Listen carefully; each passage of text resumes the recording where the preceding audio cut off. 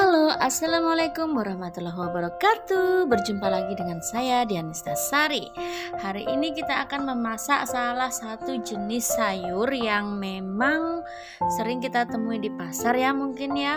Ini merupakan salah satu jenis tanaman air dan perlu banget tahu caranya supaya daunnya tetap hijau, warnanya cantik dan rasanya enak supaya lebih menggugah selera. Bagaimana cara masaknya?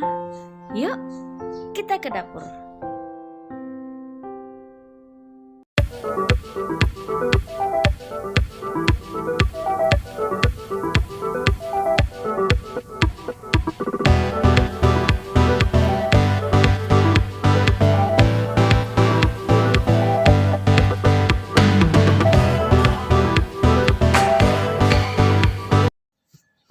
Bahan-bahannya sangat sederhana sekali. Yang pertama ini adalah genjer teman-teman. Sudah pernah lihat kan? Ini murah banget kok. Biasanya berkisar antara 3.000 sampai 5.000 di pasar. Kemudian bumbu tumis dasar yaitu bawang merah, bawang putih, cabai, dan kita tambahin rebon supaya rasanya lebih enak.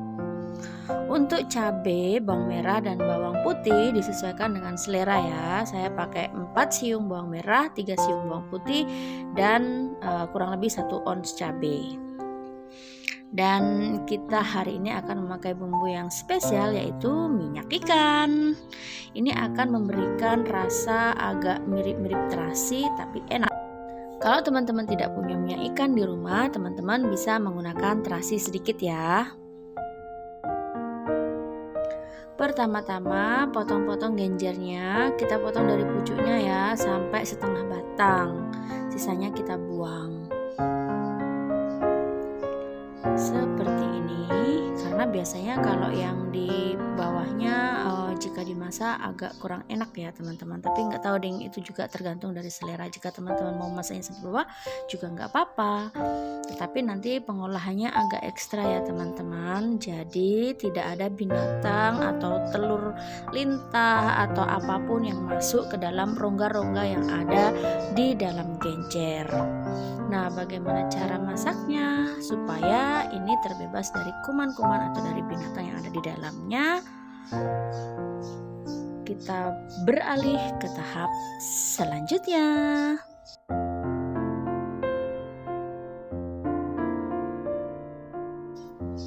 Salah satu cara untuk membersihkan genjer dan membuatnya lebih hijau dan membuat telur-telur atau binatang-binatang yang ada di dalam genjer ini mati dengan memberinya garam dan meremas-remasnya seperti ini.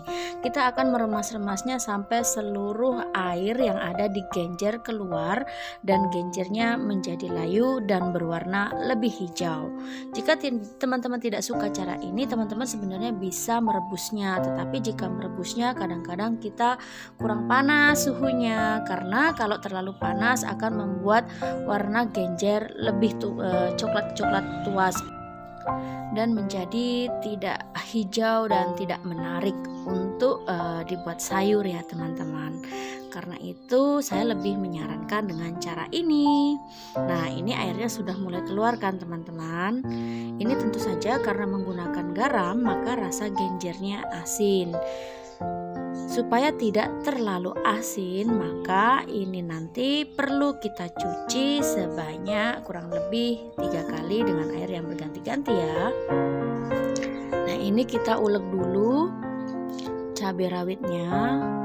Ada yang berprinsip kalau misalnya mengulek atau menghancurkan bumbu itu harus pakai ulekan jadi lebih enak.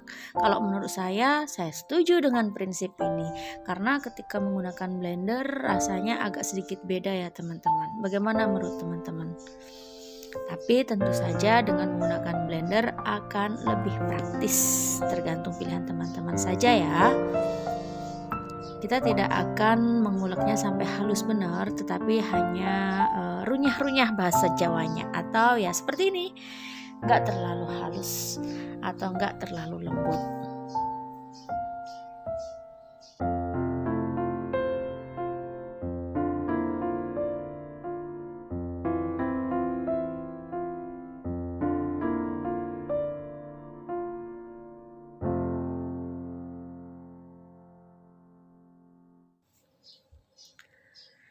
Setelah selesai untuk menguleknya,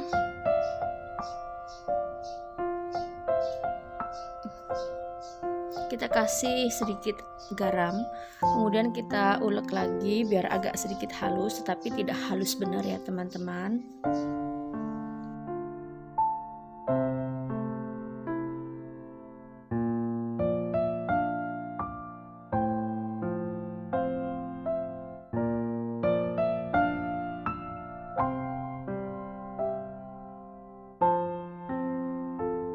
Nah, segini saja sudah cukup.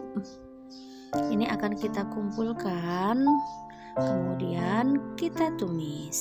Mohon maaf banyak suara-suara yang berseliweran karena kita berada di pinggir jalan rumahnya dan ada kandang ayam juga, jadi banyak suara-suara yang tidak diinginkan. Tapi nggak apa-apa ya teman-teman, semoga saja tidak mengganggu.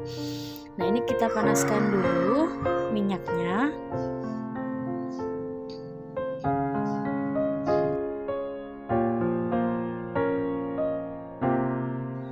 Kita goreng udang rebonnya sampai matang. Kita masukkan juga bumbunya supaya matangnya berbarengan ya. Ini sampai udang rebonnya benar-benar matang ya teman-teman. Jadi ketika sudah agak harum baru kita masukkan genjernya.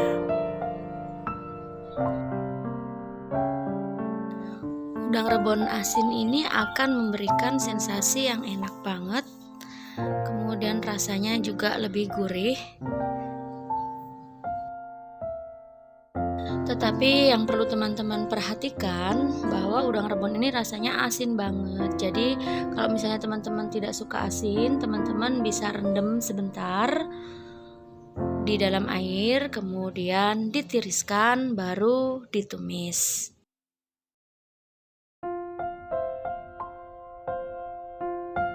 Nah, ini warnanya sudah kecoklatan ya teman-teman. Ini tandanya bahwa rebonnya sudah matang. Kita masukkan minyak ikan.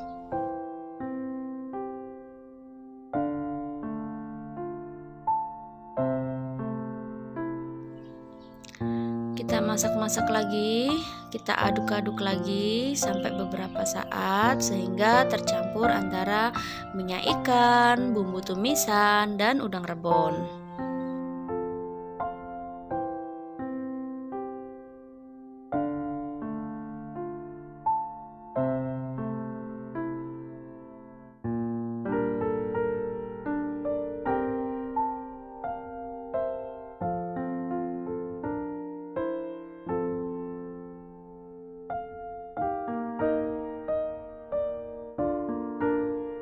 Kita masukkan genjer yang sudah dicuci sampai 3 kali ya teman-teman. Karena ini rasanya asin, kita tadi pakai garam loh untuk mengolahnya. Jadi harus dicuci sampai bersih baru kita masak supaya rasanya tidak terlalu asin.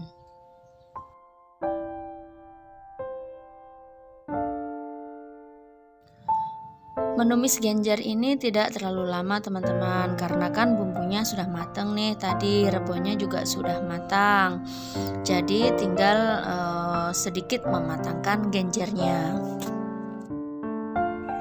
Sebenarnya memasak genjer ini tidak terlalu memakan waktu cukup lama ya teman-teman, karena rebonnya itu sudah matang, kemudian bumbunya juga sudah matang, jadi kita tinggal sedikit mematangkan genjernya. Tetapi genjernya pun tidak perlu terlalu lama-lama, karena jika terlalu lama akan kematangan dan rasanya tidak enak. Jadi lebih enak kalau rasanya agak sedikit crunchy. Ini kita tambahin sedikit saja air supaya ada kuahnya ya teman-teman. Jadi nanti ketika dimakan dengan nasi akan lebih enak. Tapi jika teman-teman tidak suka kuahnya, maka tidak perlu ditambahin air. Nah, ini genjer yang sudah matang dan siap kita pindahkan ke dalam mangkok.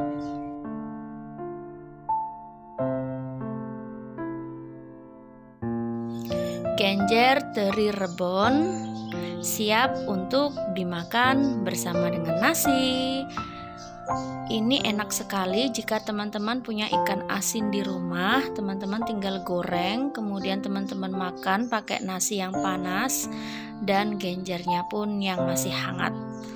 Tentunya akan membuat teman-teman nambah lagi dan nambah lagi untuk makan. Bagaimana? Mau mencoba? Semoga saja bermanfaat. Jangan lupa like, subscribe, dan komen ya. Terima kasih. Wassalamualaikum warahmatullahi wabarakatuh. Bye-bye.